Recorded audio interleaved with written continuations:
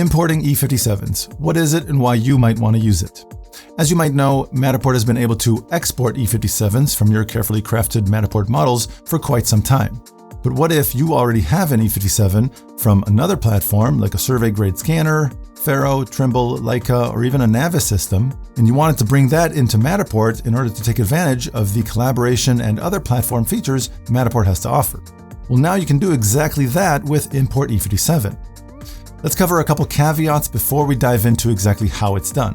E57s generated from SLAM technology and other unstructured point clouds are compatible as long as they have panos. Most drones and some handheld SLAM cameras without a 360 camera attached would most likely create an unstructured point cloud without the panos.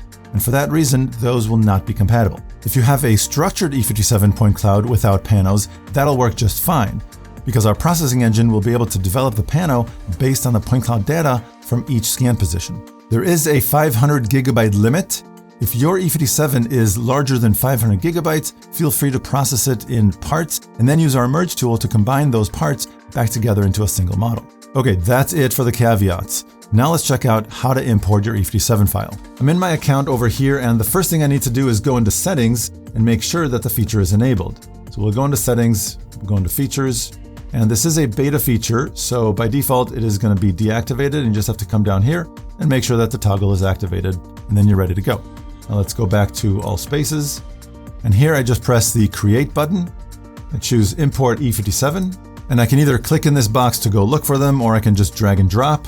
So I've got all my E57 files right here.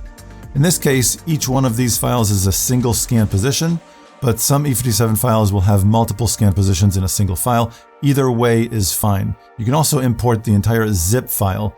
You don't need to have separate individual E57 files like it is here. So I'll just go ahead and select one and then all of them and just drag them right in. Okay, so now everything is set up. It hasn't been imported just yet, but you can see all the files are listed down here. And I've got a total of 258 files, and I'll just go ahead and hit next.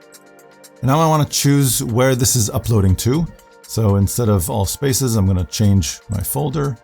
Let's say I want it to go into this test folder here, and select and give it a name. I can give it an internal ID, some notes, anything like that, and again hit next. And now is when I set the address. So I'll select United States and give it an address.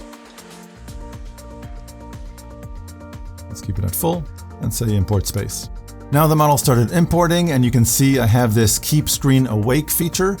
As long as this tab is the focus and I don't go to another window, then this will keep my computer awake.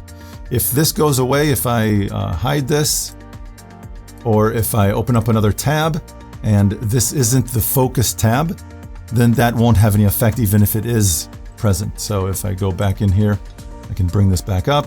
But if I have this other tab in focus, then it won't have any effect. So just keep that in mind. This is going to take some time. This is 55 gigabytes worth of data.